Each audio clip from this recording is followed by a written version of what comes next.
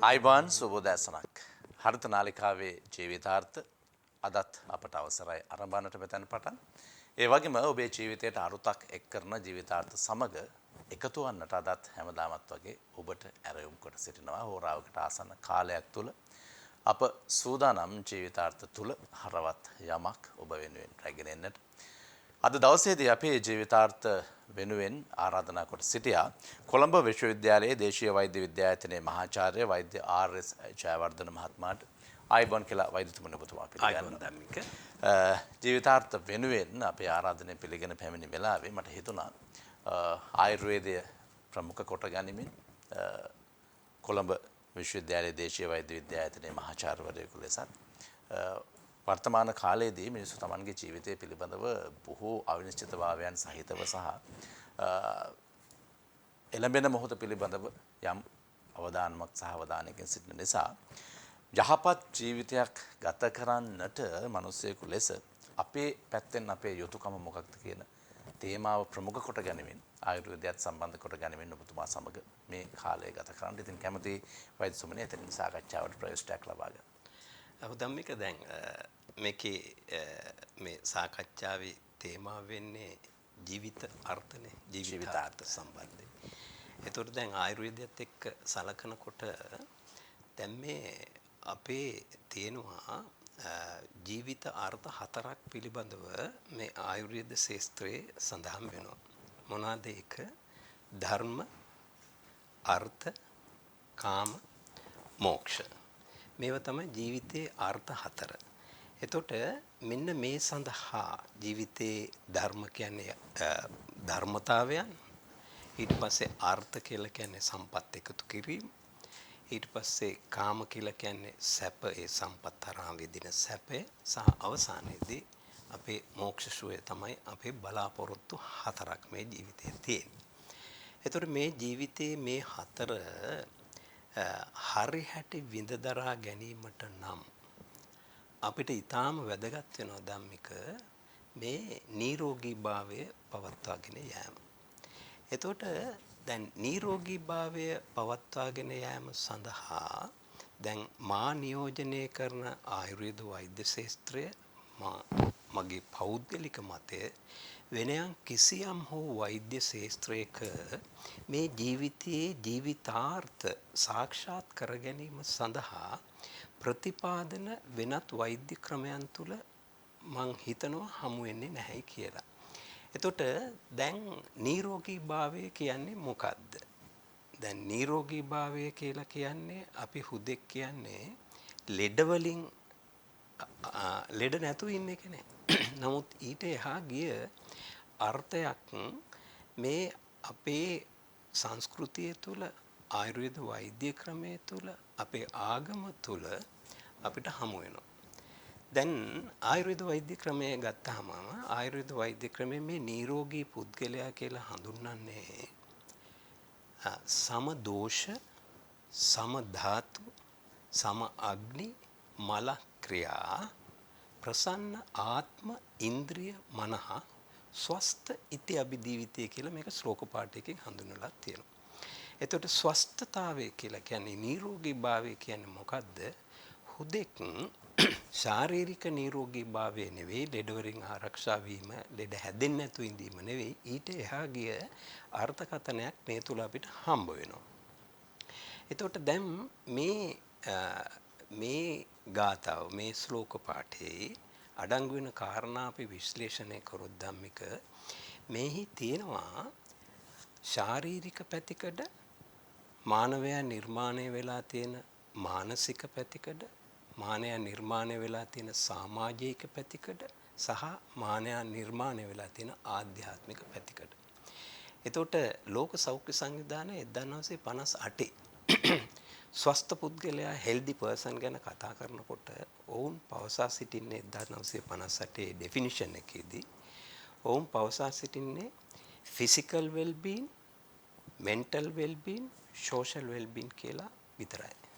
එතකොට මීට එහා ගිය ආධ්‍යාත්මික පැතිකඩක් සම්බන්ධයෙන් මේ අපේ වෙදකමේ සඳහන් වෙනවා. එහෙමනම් දැන් ධම්මික මානවයා නිර්මාණය වෙලා තියෙන පැතිකඩවල් 4ක් පිළිබඳව තමයි කතා කරන්නේ. එතකොට ඒ හතරක සුසංයෝජනය තමයි මානවයා මිනිසා කියලා කියන්නේ. මොනවාද මේ පැතිකඩ හතර අපි ආයෙත් කිව්වොත් ශාරීරික පැත්ත, මානසික පැත්ත, ආධ්‍යාත්මික පැත්ත සහ සමාජික පැත්ත. එතකොට මෙන්න මේ හතරේ සුසංයෝජනයක් තමයි මිනිසා කියලා කියන්නේ, ජීවියා කියලා කියන්නේ.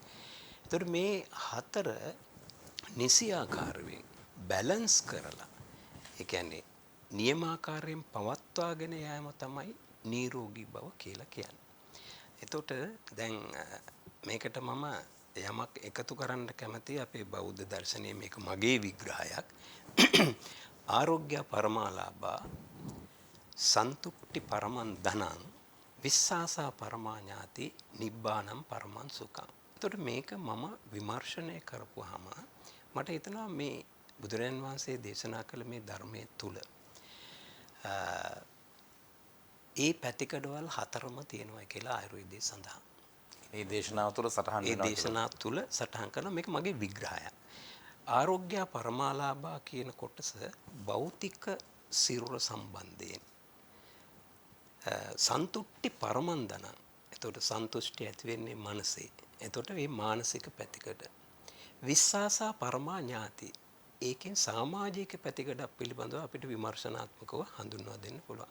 නිබ්බානම් පරමං සුඛං ආධ්‍යාත්මික පැතිකඩ. එතකොට ධර්ම අර්ථ කාම මෝක්ෂ සඳහා මේ නිරෝගී භාවය පවත්වාගෙන යාම සඳහා ලෝක සෞඛ්‍ය සංවිධානයේ විසින් ඉදිරිපත් කරන ලද ඒ නිර්වචනය, නිරෝගී පුද්ගලයා යන නිර්වචනයට එහා ගිය නිර්වචනයක් අපේ මේ ආගම දහම තුල සහ අපේ මේ වෛද්‍ය ක්‍රමය තුල හමු වෙනවා.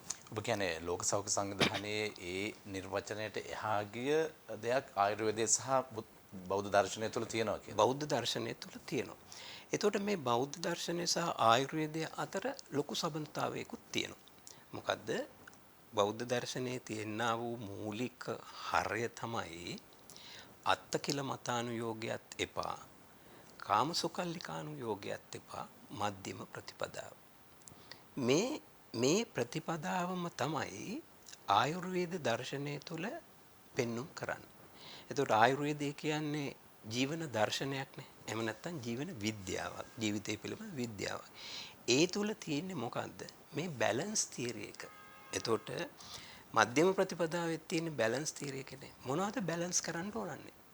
මේ බැලන්ස් කරන්න ඕනේ මානවයා නිර්මාණය වෙලා තියෙන මේ කොටස් හතර. මූලික වශයෙන් කොටස් හතරක් ගත්තා. මේ කොටස් හතර බැලන්ස් කිරීම සඳහා තමයි බුදුදහමේ විශේෂයෙන් මනෝමූලිකව අරගෙන බැලන්ස් කරන්නේ කොහොමද? එතකොට ආයුර්වේදයේ ශාරීරික මානසික වශයෙන් අරගෙන මේ හතර බැලන්ස් කරන්නේ කොහොමද කියන එකයි මේ තුල තියෙන්නේ. එතකොට දැන් ධම්මික මෙන්න මේක අද වර්තමානයට අපිට ගලප ගන්නත් පුළුවන්. මේ තුල අපේ ජීවන රටාව ඇති කරා ගන්නත් පුළුවන්. එතකොට ආයුර්වේදයේ සහ මේ බුදුදහමේ මේ කියන මේ පැතිකඩවල් හතර තමයි අපි ආරක්ෂා කර යුත්තේ. දැන් බොහෝ විට බටහිර ජනයා ගත්තාම බටහිර ජනයා මේ භෞතික සිරුර පිළිබඳව උපරිම වශයෙන් ඒ සම්පත් අරගෙන මොකද වෙලා තියෙන්නේ? අද ඔවුන් ලෙඩ වෙලා තියෙනවා. අද ලෝකයේ දිහා ගත්තාම බොහෝ විට මේ සයිකෝසොමටික් මනෝගතික රෝග තමයි බහුතරයක් අපිට හමු වෙන්නේ. මේ ශරීරයට පිළිබඳ විතරක් හිතීම නිසා. අපි හිතන්න ඕනන්නේ අර පැතිකඩවල් හතරම. එතකොට දැන් මේ පැතිකඩවල් හතරම ගැන නිසි අවබෝධයකින් මානවයා කටයුතු කරනවා නම් අපිට මේ ව්‍යසන වලින් අපිට ගැලවෙන්න පුළුවන්. නිරෝගී භාවය ආරක්ෂා කරන්න පුළුවන්.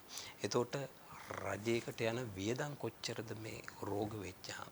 එතකොට මේ தত্ত্বය අපි සියලු දෙනාම හුදෙක් කය පිනවීම විතරක් නෙවෙයි, ඒවා මධ්‍යම ප්‍රතිපදාවෙන් කරන්නත් ඕනේ.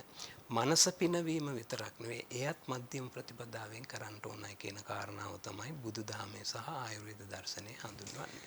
හොඳයි වෛද්‍යතුනි, දැන් ඔබේ විග්‍රහයට අනුව ඔබ මූලික වශයෙන් සාකච්ඡාවේ ප්‍රවිෂ්ඨ වෙන්නේ ධර්ම අර්ථ කාම සහ මෝක්ෂ කියන ප්‍රධාන කාරණා හතර කේන්ද්‍ර කොට ගනිමින් මානවයා තමන්ගේ චර්යා ධර්ම රටාවන් ඒහා අනුගත වෙමින් කළ යුතුයි කියන කාරණාව. ඒ වර්තමානයට ගලපා ගැනීමනේ මේ කාලානුරූපීව මේ කාලයට අපිට ඉතාමත්ම වැදගත් වෙන්නේ. සහ ඔබ කියනවා ලෝක සෞඛ්‍ය සංවිධානයේ පවා මේ දේශනාවේ සහ ආයුර්වේදයේ තියෙන මේ ක්‍රමවේදයන් වලට සමාන කාරණාවක් ප්‍රකාශ කරන්නේ නැහැ මානව වර්ගයාගේ මේ පැවැත්මන් සහ නිකුත් මේ නිරෝගීකම සම්බන්ධ ආරෝග්‍ය පරමාලාභා කියන පරම ධනයයි කියලානේ දේශනාවේ කියන්නේ නිරෝගීකම සහ සතුට කියන මේ සියලු දේවල්. දැන් අපි වර්තමානයට ගලපගත්තොත් මම හිතන්නේ ඔබතුමාගේ ආරම්භය කියන මේක සැහෙන වැදගත් වෙනවා. මොකද දැන් මිනිසා මිහිමත මෙලවෙලේ දුටු දිනේ සිට මේ යාම දක්වා කාලය තුල ලෙඩ රෝග වැළඳීම කියන එක සිද්ධ වෙනවා. කායික සහ මානසික පීඩාවන් අනන්තවත් සිද්ධ වෙනවා. දැන් ඔබ කියන්නේ මධ්‍යම ප්‍රතිපදාවේ සිට මේ දේවල් සිද්ධ කළේ අධික ලෙස කය පිනවීමත්, අධික ලෙස මනස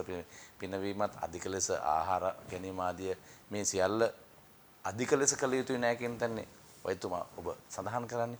ඒතකොට වර්තමානයේට අපි මේක ගලපා ගන්නවා නම් වර්තමාන සමාජයට මේ අනුගත කරෝතින් ඒ අනාගත ආයෝජනයක් බවටත් පත් වෙනවනේ. ඒ නිසා වර්තමාන සමාජයත් එක්ක මේක අපි කොහොමද කළ යුතු වෙන්නේ වෛද්‍යතුමා? ඔව්.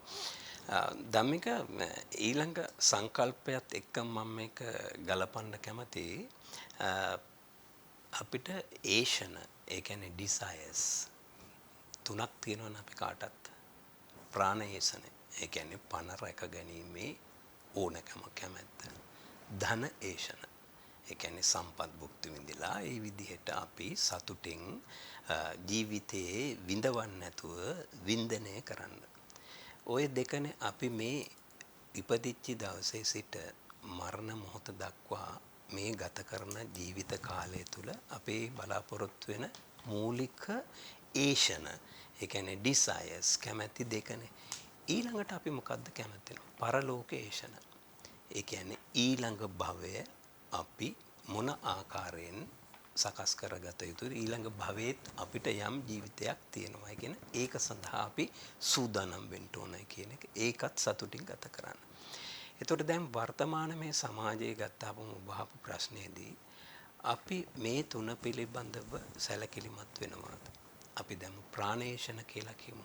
ඒ කියන්නේ තමන්ගේ ජීවිතය රැක ගැනීම. මේකේ ගැඹුරු අර්ථයක් තියෙනවා. පණ රැක ගැනීම කියන අර්ථයම විතරක් නෙවෙයි හොඳින් ජීවිතය ගත කිරීමට. එතකොට මේ හොඳින් ජීවිතය ගත කිරීම සඳහා වැදගත්ම කාරණා මොකද්ද? නිරෝගී භාවය. එතකොට නිරෝගී භාවය අපි දන්නවා කවුරුත් දන්නවා prevention is better than cure කියන කතාව.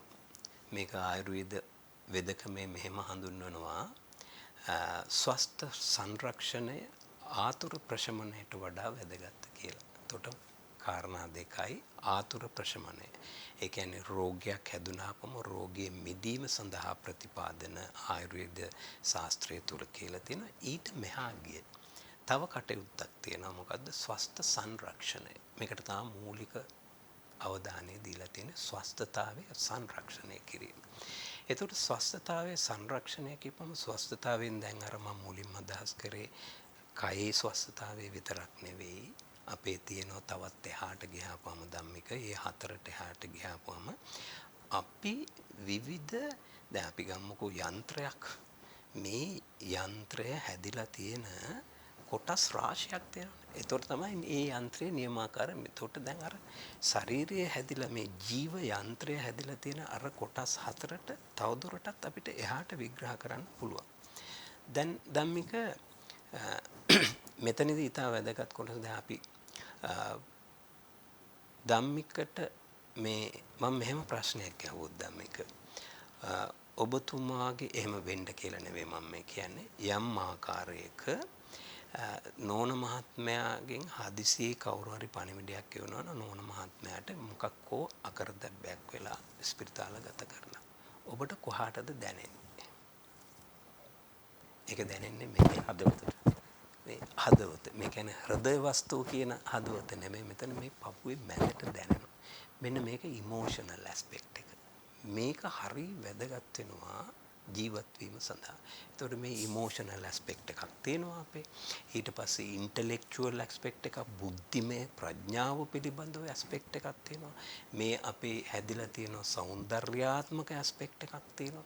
මේ විවිධ පැතිකඩ වලින් තමයි නිර්මාණය වෙලා තියෙන්නේ.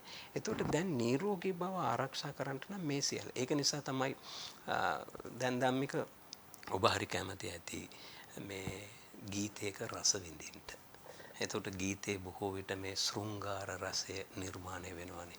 එතකොට ශෘංගාර ඔබ සමහර විට සම්භෝග ශෘංගාරයට කැමති ඇති. හැබැයි මම කැමති අර වියෝග ශෘංගාරයට. වියෝ වීම නිසා ඇතිවෙන්නා වූ දුකද මේක ඇතුලේ හරි සතුටක් නිර්මාණය කරනවා. ඉතින් මෙන්න මේකට ඒ පැතිකඩවල ඒකනේ අද කියන්නේ සංගීතයට සවන් දෙන්න නිදහසේ ඉන්න මේ දැන් ගංගාරාම පන්සලට පැමිණියාපුවම මෙහි තියෙන මේ ස්වභාවය දැකපුවාම හිත නිමෙනවානේ. මේ පපුවට මොකද්ද දැනෙනවානේ. ඒකම ඇතිනේ මේ අපි රුධිර පීඩනය අඩු කරන්න. ඉතින් මෙන්න මේ කාරණා සියල්ලම අපි සැලකිලිමත් වෙන්න ඕන මේ නිරෝගීභාවය ආරක්ෂා කරන්න තියෙන. අවාසනාවකට අපිට අද ඒක මිනිස්සු එහෙම ඒ පිළිබඳව සැලකිල්ලක් දක්වනවාද කියන ප්‍රශ්නය අපි හමුවේ තියෙනවා.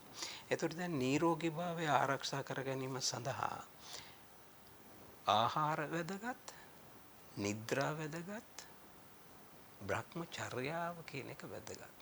මේක හරියට පිලර්ස් තුනක් හැටියට සැලකන්න. මේ තුන හරියට රඳා පවත්වාගෙන යන්න ඕන.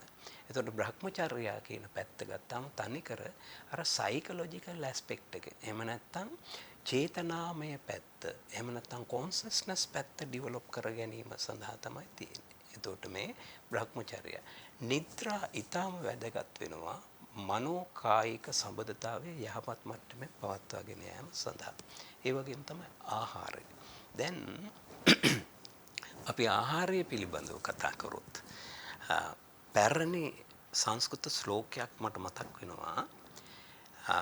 ධන්වන්තරි කියන මේ වෛද්‍යවරයා එයාගේ මේ වෙදකම ආයුර්වේද සම්බන්ධ වෙදකම මේ කාටද මේක උගන්වන්නේ කියලා ඉවරලා හොඳ බුද්ධිමත් කෙනෙක් හොයාගන්න ඕන නිසා පක්ෂි වේශයක් අරගෙන ಭಾರತේ පුරා සැරිසරනවා කෝරුක් කියලා.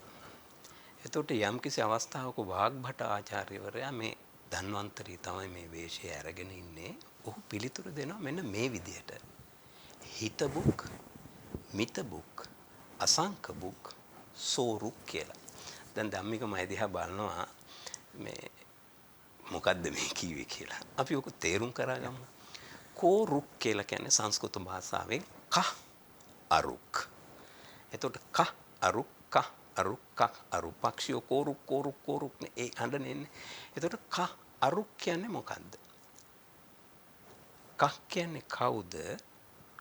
අරුක් කියලා කියන්නේ රුක් කියලා කියන්නේ රුජාව. රුජාව කියලා කියන්නේ රෝග. එතකොට කවුද ලෙඩා කියන එකයි මේකෙන් අහන්නේ. ඒ කියන්නේ නිරෝගී නොවන්නේ කවුද කියලා. එතකොට වාග්බට උත්තර දෙන්නේ මෙහෙමයි. හිතබුක්. බුක් කියන්නේ භෝජනය. එතකොට හිතබුක් කියන්නේ හිතවත් වූ ආහාරයක්. මිතබුක් මාත්‍රාශීලී ආහාරයක්. පමණට ගන්න ඕන. ඊළඟට අසංකබුක් වෙජිටේරියන්. එතකොට මෙහෙම පාවිච්චි කරන එක්කෙනා තමයි සෝරුක් කියලා කියන්නේ සහ අරු. ඔහු රුජාවෙන් තොර වෙනවයි කියන්නේ. නිරෝගී. කවුද නිරෝගී කියලා යහන්නේ පිළිතුරු දෙනවා. මාත්‍රාශීලී මේ ආහාරයක් ඒ වගේම තමයි හිතවත් වූ ආහාරයක් සහ අපි හැදිලා තියෙන්නේ මේ මස් කන්න જાතියේ නෙවෙයිනේ අපේ බඩවල් එහෙම ඔක්කොම හැදිලා තියෙන්නේ මේ ශාක භක්ෂකෙන්ට. ඒකට එහෙම ආහාර ගන්න අය තමයි නිරෝගී පුද්ගලයා කියලා පිළිතුරු දෙන්නේ. බලන්න ඒක කොයිතරම් වටිනවද කියලා. එතකොට අද ආහාරය නිසා තමයි ලෝකයේ 50%ක්ම ලෙඩ වෙනවයි කියලා කියන්නේ. ආහාරමය හේතුවක් නිසා. ඊතුරු 50% ලෙඩ වෙන්නේ මොකද්ද? ව්‍යායාමයේ සහ අනිකුත් ජීවන රටාවේ වෙනස්කම් නිසා තමයි ලෙඩ වෙන්නේ. ඒ නිසා ආහාරය ඊටාම වැදගත් වෙනවා. අපේ ඉතිහාසයේ අපේ පැරණන්ගේ මෙහෙම කතාවක් තිබුණා ධම්මික. කියනවා උදේට රජෙක් වගේ කන්න. දවල්ට තාපසෙක් වගේ කන්න. රාත්‍රියට හිඟන්නෙක් වගේ කන්න. එහෙම නැත්තම් රාත්‍රී ආහාරයට තරහකාරයෙකුට දෙන්නේ කියලා. එතකොට බලන්න මේ මේ ඒ වාක්‍යයේ ඒ ආප්තෝපදේශයේ උදාන වාක්‍යයේ මොනතරම් අපිට නිරෝගී බව පවත්වාගෙන යාම සඳහා වැදගත් සංකල්පයක් ඒ ඇතුළේ තියෙනවද කියලා. ආහාර රටාව පිළිබඳව. ආහාර රටාව පිළිබඳව. එතකොට අපි අද මොකද කරන්නේ? උදේට රජෙක් වගේ, දවල්ට මහ රජෙක් වගේ, රැට සක්විති රජෙක් වගේ. එතකොට දැන් මේ ආහාර ඔය ගැනීම සම්බන්ධයෙන් ගත්තාම බොහෝ විට අපේ වර්තමාන සමාජ රටාව වෙනස් වීම නිසා රාත්‍රී ආහාර වේල තමයි අපි බොහෝ විට වැඩිපුරම ගන්න පුරුදු වෙලා තියෙන්නේ. ඉතින් මේකෙන් අපි අයින් වෙන්න ඕන නිරෝගී බව පවත්වාගෙන යාම සඳහා. ධම්මිකට තව මොන හරි ප්‍රශ්නයක් අහන්න තියෙනවා වගේ. දැන් වෛද්‍යතුමනි ඔබ දැන් මේ ආහාර රටාව පිළිබඳව සඳහන් කරපු නිසා දැන් ඔබ කියනවා අතීතයේ අපේ පැරණන්ගේ ඒ උදාන වාක්‍ය උදේ ආහාර ගන්න ඕනි කවුරු වගේද දවල් ආහාර ගන්න ඕනි කවුරු වගේද රාත්‍රී ආහාරය ගත යුත්තේ කෙසේද කියන එක. හිඟන්නෙක් වගේ හෝ නැත්නම් තරහකාරයෙකුට දෙන්න. ඒ කියන්නේ රාත්‍රී ආහාරය මොකද්ද රාත්‍රී ආහාරයේ ක්‍රමය කියන එක. ඔය කියන ඇතේ පාදනිකෙන් යුතු අවම දෙයක් ආහාරයට ගත යුතුයි කියන කාරණාවනේ. දැන් ඔබතුමා කිව්වා වර්තමාන සමාජය තුළ තියෙන සමාජයට කාර්ය බහුලත්වය ඔයගේ කාරණා නිසා සක්විති රජෙක් වගේ තමයි රාත්‍රී ආහාරය ගන්න කියලා. දැන් මේ ක්‍රමවේදයන් වර්තමාන සමාජයේ වේවා අතීතයේ අපේ පැරණන් වේවා නොදැන කරන දෙයක්ම නොවෙන්නට පුළුවන්. සමහර විට ලැබෙන හරිහැටි ආහාර වේලක් ලබා ගන්නට ලැබෙන අවස්ථාවේදී හොඳට ආහාර වේලක් ගන්නවා වන්නටත් පුළුවන්. දැන් මෙන්න මේකනේ අපි වෙනස් කරගත යුත්තේ වෙන්නේ වෛද්‍යතුමනි. කියන්නේ මේ ආහාර ක්‍රමවේදයම රෝගියට හේතුවක් නම් දැන් අපි කියන්නේ ජීවත් වීම උදෙසා ආහාර ගන්නවා කියලානේ. හැබැයි ආහාර ගැනීමම ජීවත් වීමට තර්ජනයක් නම් එතනනේ ප්‍රශ්නේ අපිට. දැන් මේක අද වෙලා තියෙන ඕකනේ. ඒකනේ අර කෝරු ප්‍රශ්නේදී කිව්වේ මාත්‍රාශීලී මේ ආහාරය ඊටාම වැදගත් කියලා මාත්‍රාව. මේ අනිත් එක මේක අහගෙන ඉන්න අයත් අපිත් මේ අපේ ආවට ඉන්න මේ මල්ලිලා ටිකත් මේ වචනේත් හොඳට ඔලුවට දාගත්තා නම් ඊටාම හොඳයි. ඔබ කෑම මේසේ ඉතිරි කර ආයුත්තේ මොකද්ද? කෑම මේසේ මම නම් කෑම මේසේ කන්නේ නැහැ. ඒක අපේ සංස්කෘතියත් එක්ක බද්ධ වෙච්ච එකක් නෙවෙයි. කුටියෙන් ඉඳගෙන කාපුවම තමයි අර මාත්‍රාශීලී ඖෂධ ඉඳගෙන බංකුවක ඉඳගෙන කනකොට මේ ඇතුලෙන් ප්‍රෙෂර් එකක් එනවා. ඒකට වැඩි කන්න බෑ. ඒකට මාත්‍රාව හරියනවා. එතකොට ඒ කෙසේ වෙතත් ඔබ මේසේ ඉතුරු කළ ආයුත්තේ මොකද්ද? බඩගින්නෙන් ටිකක් ඉතුරු කරාගෙන එන්න.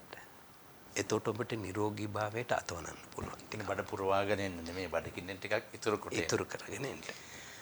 හොඳයි ඔබ අප රැඳී සිටිනේ ජීවිතාර්ථ සමග අද දවසේ අපේ සාකච්ඡාවට පැමිණි ආරාධිතයා කොළඹ විශ්වවිද්‍යාලයේ දේශීය වෛද්‍ය විද්‍යායතනයේ මහාචාර්ය වෛද්‍ය ආර්.එස්. ජයවර්ධන මහත්මයා අපේ සාකච්ඡා විරාමය ලබා ගන්නට පෙර අවසාන වශයෙන් වෛද්‍යතුමන් සඳහන් කරේ කෑම මේසේ තබා පැමිණිය යුත්තේ කුමක්ද? එය බඩකින්නෙන් ටිකක් කියන එකයි ඔහු කියන්නේ. අපි මේ සාකච්ඡාව තවදුරටත් ඉදිරියට රැගෙන යමු. ජීවත් වීම ආරම්භය අප කළ යුත්තේ කුමක්ද කියන කාරණාව පිළිබඳව මේ විරාමයෙන් පස්සේ.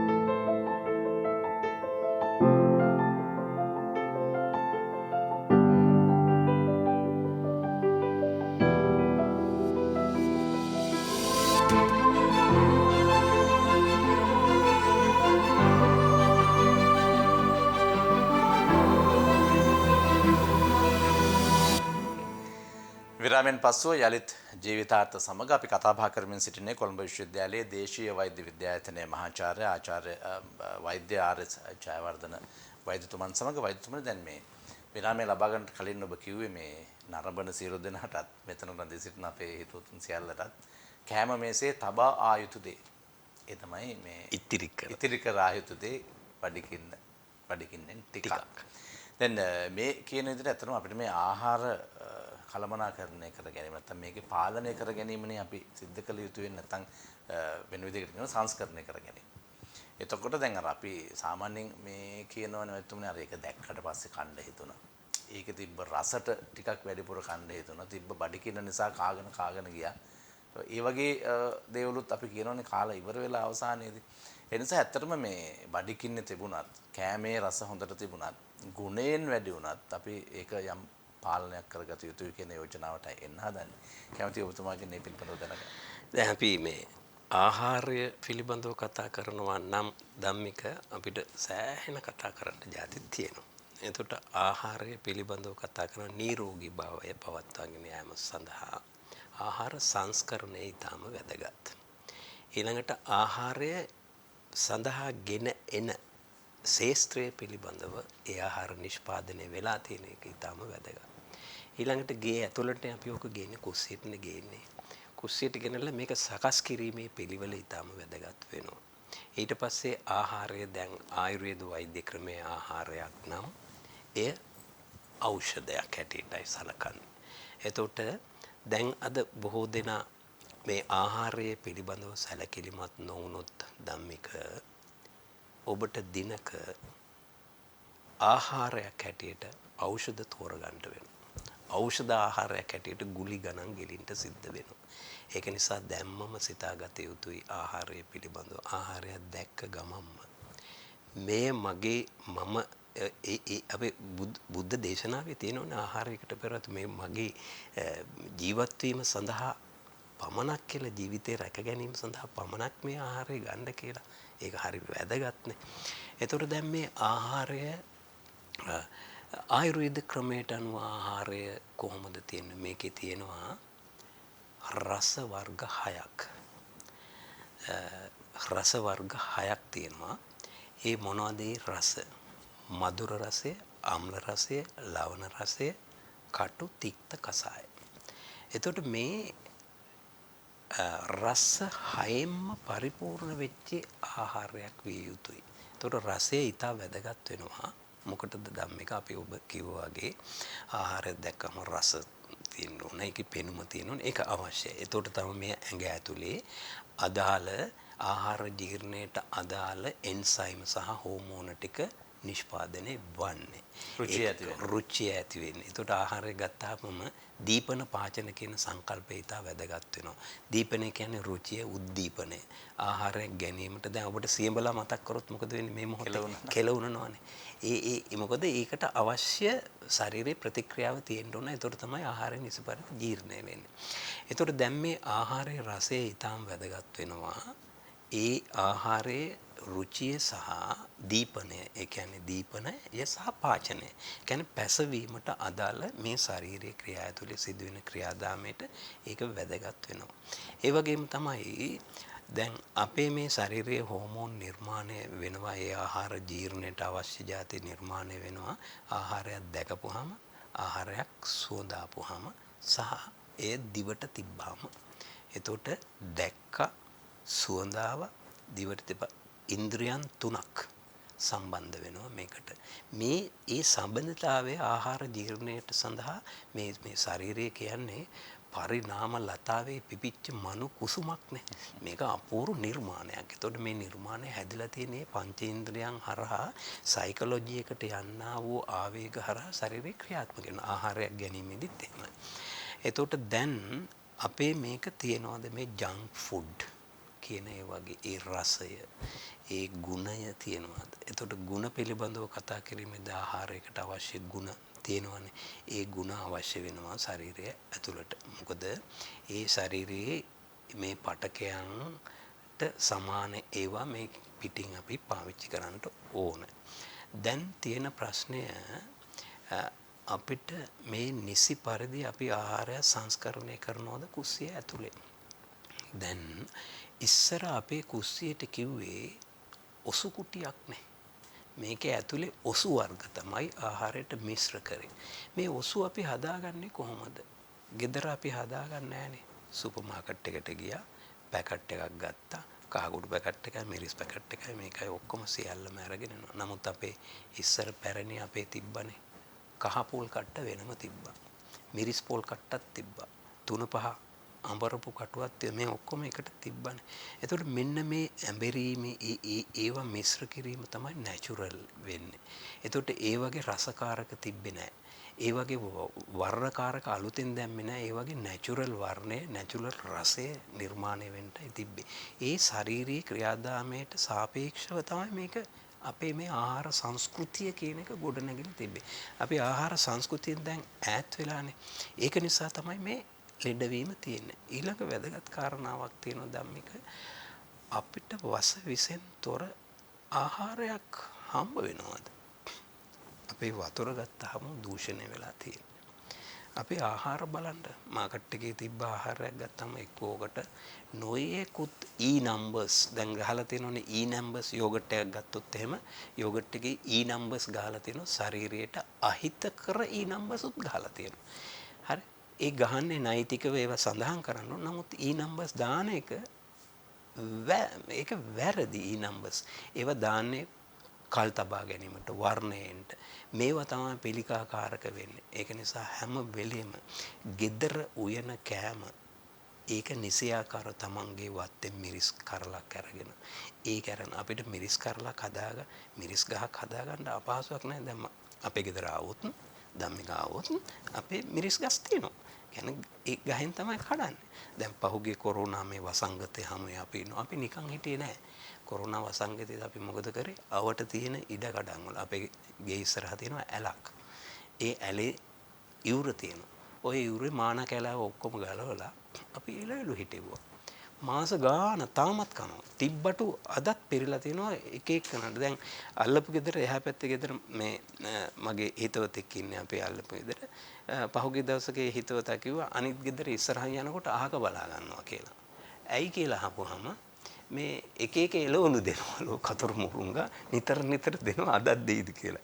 එහෙම තියෙන. එතකොට මේ ආහාරය හරි වැදගත් වෙනවා ස්වස්ථතාවය ආරක්ෂා කර ගැනීම අපේ වෛද්‍ය ක්‍රමයේ ආයුර්වේද වෛද්‍ය ක්‍රමයේ ආහාරය පිළිබඳව මුල සිට අග දක්වා ආහාරයක් ගත යුත්තේ කොහොමද කුමන ආහාර ගත යුත්තේද කොහොමද ගත යුත්තේ කියන මේ කතිකාව තියෙනවා. ඒක නිසා වර්තමානයේට අද මේක හොඳින් ගැලපෙනවා.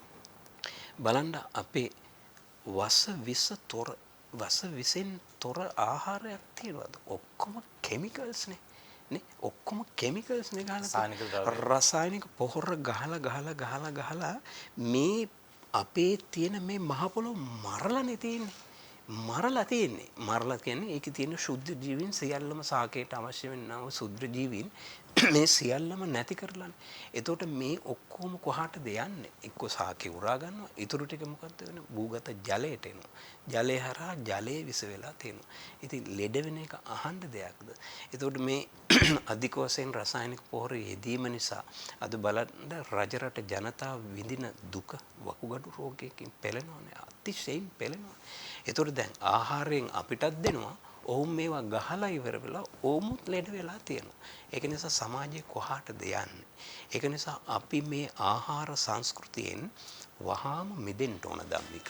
එහෙම නොවුනොත් අපි තවත් ලෙඩ වෙනවා. අද හොඳට බලන්න ධම්මික අපිට ඉස්සර දියවැඩියා රෝගීන්. අද මේක ව්‍යසනයක් වගේනේ. දියවැඩියා රෝගීන් අපිට හම්බ වෙන්නේ කලාතුරකින්. හැබැයි අපි හරි කැමති ඉස්සර අපේ මේ මට මතකයි පොඩි කාලේ මේ ඉන්න අය මට ඩයබටිස් කියලා කියන්නේ මහම උජාරුවට කියන්නේ. ඒ කියන්නේ අර සල්ලිකාර පෝසත් අයට හැදෙන එකක් විදිහට. ඒක නිසා මම පෝසත්යයි ව්‍යංගාර්ථයෙන් හඳුන්වන්න මට ඩයබටිස් කියලා කියන මට්ටමක ඉස්සර තිබ්බේ. අද එහෙම නෑනේ. පොඩි ළමයට පවා දියවැඩියාව තියෙනවානේ. පොඩි ළමයින්ට පවා දියවැඩියා රෝගේ. ඉතින් ඒක නිසා ප්‍රෙෂර් නැත්තේ කාටද? කොලෙස්ටරෝල් නැත්තේ කාටද? නේ? මේ වගේ ලොකු ප්‍රශ්න මේ ගොඩකට අපි මුහුණ දීලා තියෙනවා. අපේ නිරෝගීභාවය නැති කරාගෙනම තියෙන මූලික හේතුව තමයි මේ අපේ ආහාර සංස්කෘතිය. හොඳයි වෛද්‍යතුමනි, දැන් ඔබ සඳහන් කරන්නේ වස විසෙන් තොර ආහාරයක් අපිට තියෙනවද? එහෙම නැත්නම් මේ ඕනියටත් වඩා කෘමිනාශක ආදිය භාවිත කිරීම නිසා මහ පොළොව ඔබ කියන්නේ මහ පොළොව මරලා දාලා තියෙන කියලා. එහෙමනම් ඒ වගේ පොළොවක් තුළ කොහොමද අපි හොඳ ආහාරයට සුදුසු දෙයක් නිෂ්පාදනය කරගන්න කියන කාරණා. දැන් මේ මොන දේ කිව්වත් මිනිස්සු ජීවත් වෙන්න හරි කැමතිනේ. දැන් ජීවත් වෙන්නට ආහාර ගත යුතුයි කියන තැන කවුරු දැනගෙන හිටියත් ඊට එහා ගිය දෙයක් සිද්ධ වීම නිසානේ ඔබතුමන් දැන් සඳහන් කරපු දියවැඩියාව, අධික රුධිර පීඩනය, ඊට පස්සේ අනිකුත් ඔය කියන නිදන්ගත රෝග තත්ත්වයන් නිර්මාණය. මොකද උපතින් කවුරුත් රෝග අරගෙන යනවා බොහොම අඩුයිනේ. ඔබ වෛද්‍යවරයෙක් විදිහට ඒ පිළිබඳව නැවත සාකච්ඡා කළ යුතු නැහැනේ. ඒ නිසා වෛද්‍යතුමනි දැන් අපි කොහොමද මේ වසවිසෙන් තොර ආහාරයක් හදාගන්නේ? සහ දැන් ඔබ කිව්ව අර ආහාරය නිෂ්පාදනය වෙන තැන රැගෙනේම කුස්සියේ පිළිසකර කර ගැනීම සහ දැන් මේ දෙයක් ආහාරයට ගැනීම සහ ආහාර ගැනීම කියන තැන දක්වාම මේ චක්‍රයක් විදිහට මේක ක්‍රියාත්මක වෙන්නේ. ඒතකොට මෙන්න මේ චක්‍රය තමයි අපි අර කියන සංස්කරණය කර ගැනීම සිද්ධ කරගත යුතු වෙන්නේ මම හිතන්නේ. ඉතින් මෙන්න මේ කාරණාවේදී අපි මොකද්ද වසවිස නැති කෑම ටිකක් ගන්නත් ඕනේ, ප්‍රමාණාත්මකව ගන්නත් ඕනේ, ශරීරයට ඇතිවිය හැකි අනිකුත් අතුරු කාරණා වලින් අපි බේරෙන්නත් ඕනේ. මේ සඳහා මොකක්ද අපිට තියෙන ක්‍රමවේදය වෛද්‍යතුමනි? එක පැත්තකින් ධම්මික ඔය කියපු කතාවට මගේ පොඩි සතුටකුත් දැනෙනවා. ආපහු අපි ආපස්සට යනවා වගේ දැනෙනවා. දැන් ධම්මික මාකට් එකට ගිහිල්ලා බොහෝ විට කිව්වොත් එහෙම මේක කාබනික පොහොර යොදලා තියෙන එකක් කියපුවාම පොඩි ගැම්මක් තියෙනවා.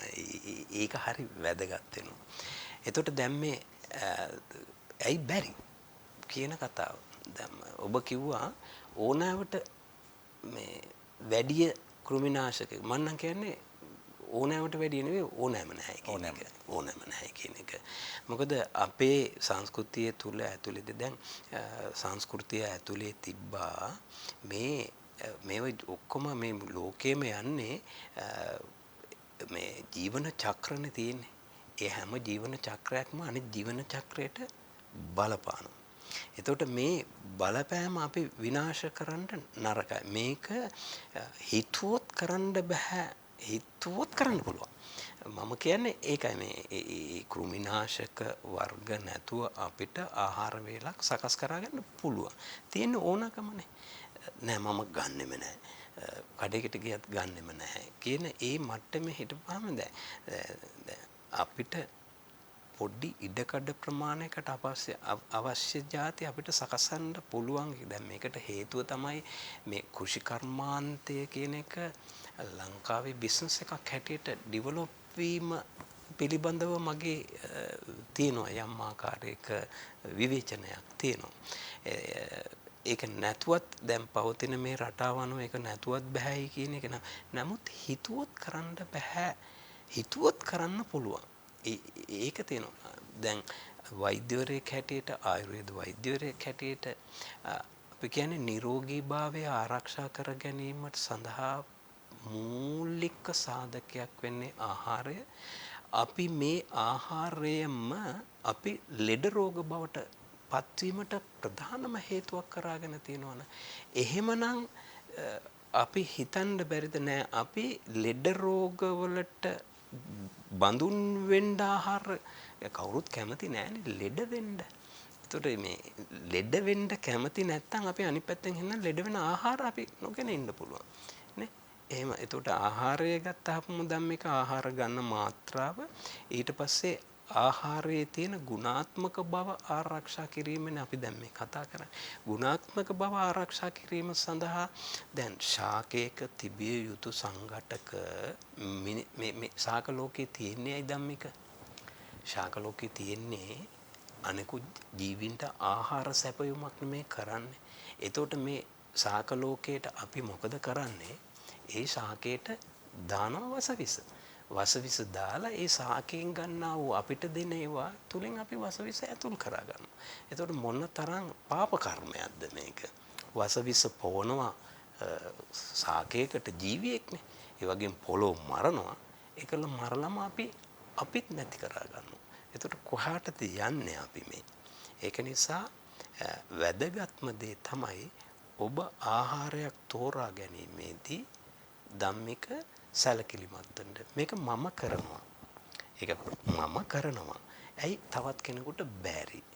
ඉතින් ඒක නිසා හිතුවොත් මේ සියල්ලම අපිට මේ ජීවිතාර්ථ කියන මේ මාතෘකාව යටතේ අපිට මේ හොඳට ඉන්න පුළුවන්. දැන් ලෝකයේ දැන් ලංකාවෙත් ඕක තියෙනවා එක පැත්තකින් ගත්තොත් non communicable diseases. ඒ කියන්නේ බෝ නොවන රෝග. අපි මේ වසංගතය හමුවේ ඒ ටික අමතක කරලානේ තියෙන්නේ. වසංගතය හමුවේ ඒ ටික අමතක කරලා දැන් මේ බෝ නොවන රෝග වලින් පෙළෙන පීඩා විඳින වියදම් යන සමාජ ප්‍රශ්න, පෞල් ප්‍රශ්න, රටකට තියෙන වියදම්, රටේ ප්‍රශ්න, ආර්ථික ප්‍රශ්න ගොඩක් බලපානවා. ඒකට මේකට මූලික හේතුවනේ මේ ආහාරය පිළිබඳව සැලකිලිමත් නොවීම. ඒක නිසා මූලික දැන් උප්පත්තියේ සිට මරණය දක්වා ගත කිරීමේදී අපි යම්කිසි ආහාරයක් තෝරා බේරා ගැනීමේදී ඊටාම වැදගත් වෙනවා මේ ආහාරය මගේ නිරෝගී බව ආරක්ෂා කර ගැනීම සහ ජීවත් වීමට ඩිපොසිට් කරන්න ඕන නෑනේ. නේ එදිනෙදා ක්‍රියාකාරීත්වය දැන් ලෝකේ ලංකාවේ දැන් බලන්න ගියපොම දැන් තාරුණ්‍ය දිහා බලන්නකො ධම්මික මේවා පාරේ යනකොට බලන්නකො එදා අපි කාපු ඒ 56 දරුවෝනේ මේ මං හිතන්නේ ඊටාම වැදගත් අවධියක් ඒ අවධියේදී ඒ සංස්කෘතිය ආරක්ෂා කරගත්තා. ඒ අය අදටත් බලන්න කොච්චර වයසට ගියත් ඒ අය බොහොම නිරෝගී භාවයෙන් තාමත් ඉන්නවනේ. නමුත් ඊට වඩා අඩු වයසයට මොන තරම් ලෙඩ තියෙනවද?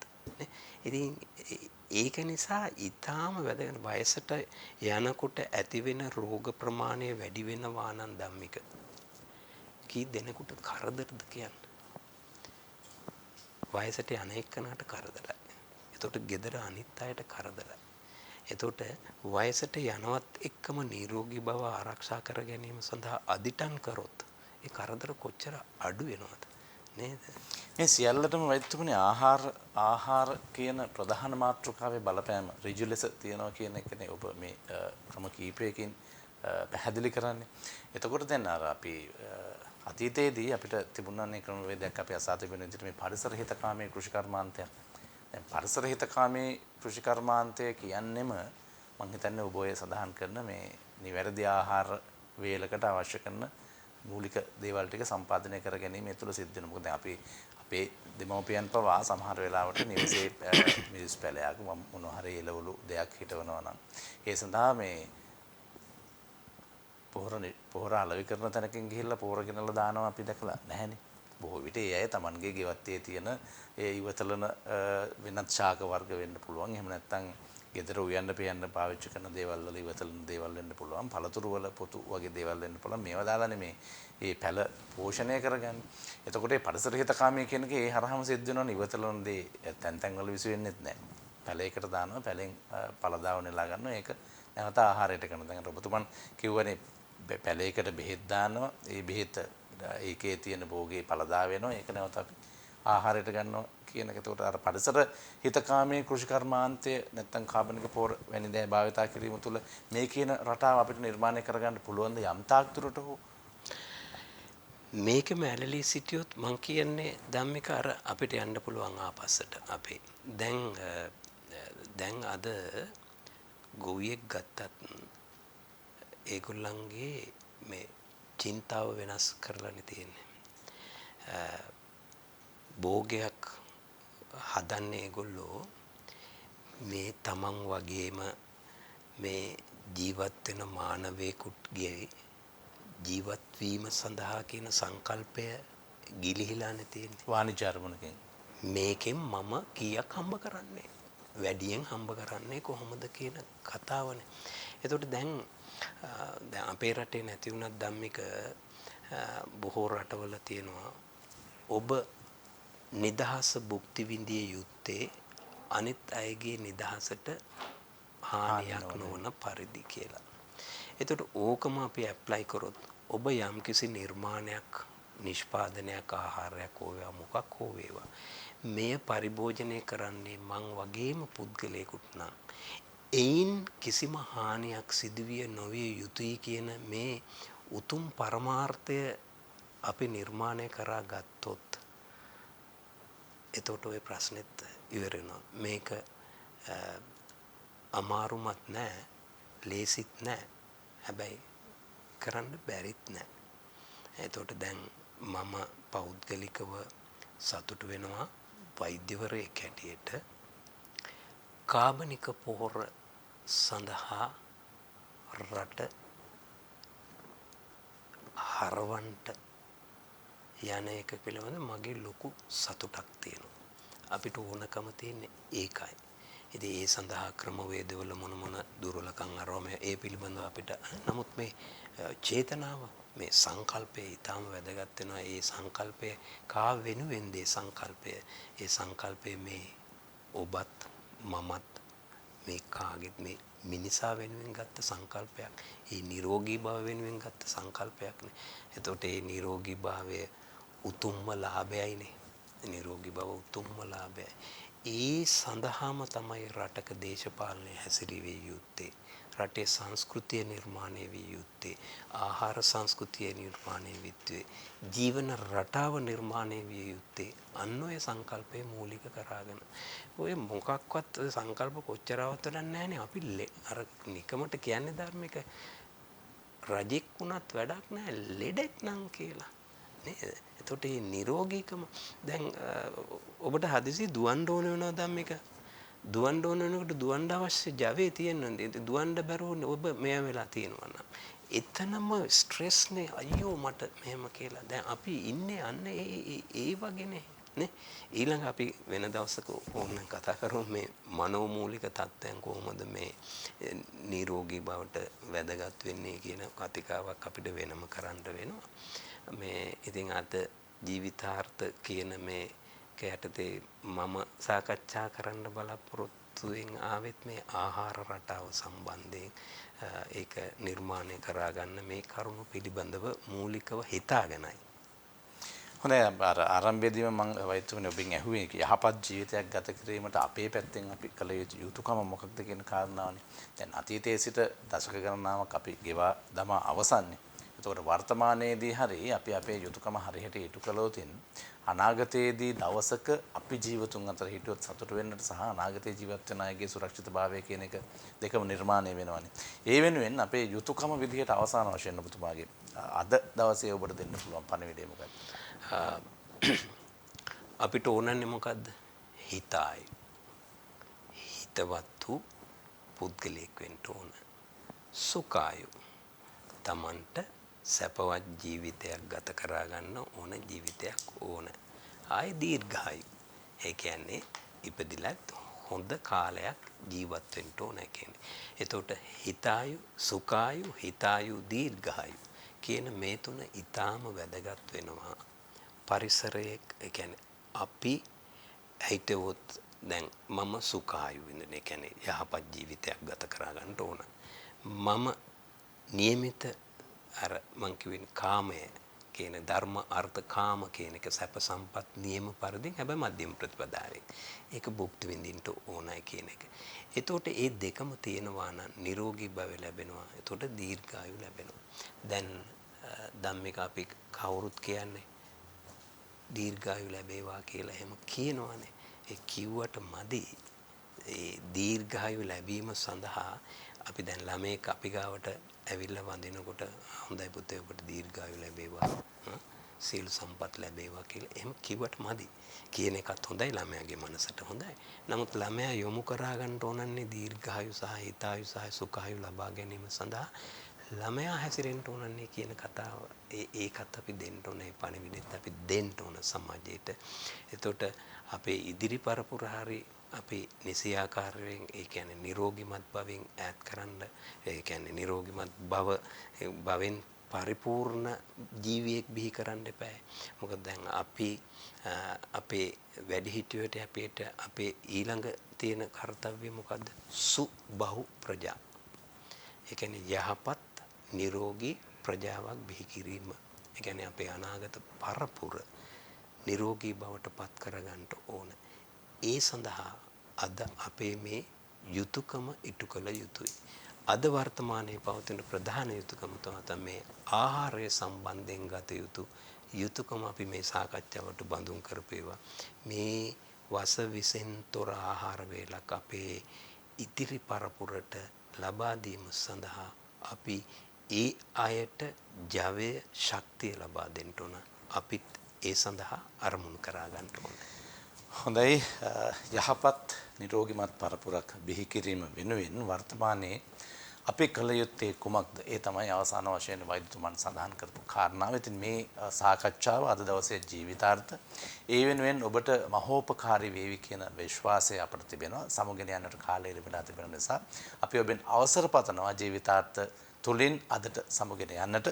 බොහොම ස්තුතියි අපේ ආරාධනය පිළිගෙන පැමිණියාට අද දවසේදී කොළඹ විශ්වවිද්‍යාලයේ දේශීය වෛද්‍ය විද්‍යායතනයේ මහාචාර්ය වෛද්‍ය ආර් ජයවර්ධන වෛද්‍යතුමනි බොහොමත්ම ස්තුතියි. වෛද්‍යතුමන්ට ස්තුති කොට සමුගෙන ගමන් එහෙමනම් අවසරයි අපට සමුගෙන යන්නට. හමු වෙමු හෙටත් ජීවිතාර්ථ සමගින්. සුබ දවසක්.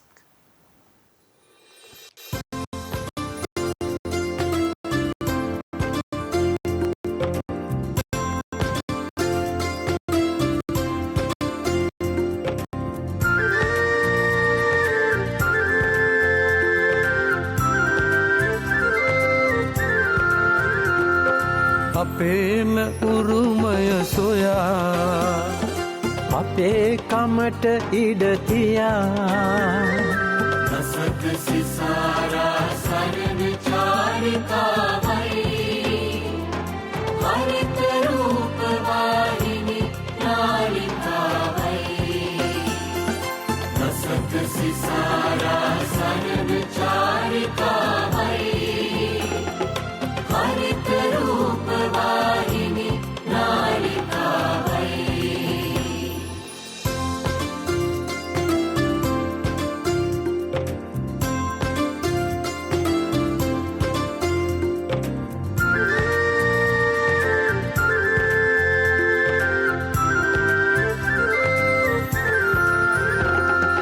වියලුණු දඬු උව දලුලන මෙහි මත හේනට කුඹුරට යොමු කරගත සිට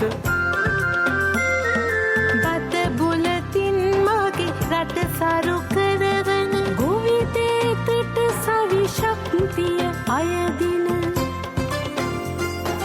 රසක සිසාරා සරණ චාරිකාවයි හරිත රූප වාහිනි නාලිකාවයි රසක සිසාරා සරණ චාරිකාවයි හරිත රූප වාහිනි නාලිකාවයි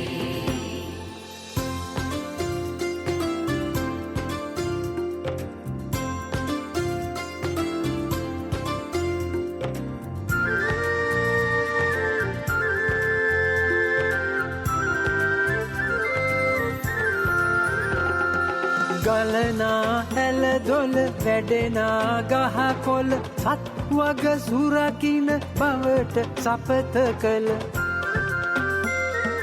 දේකුල මලේ බීද ඉවත හල මිනිසත් කමරක සිත් සුවපත් කළ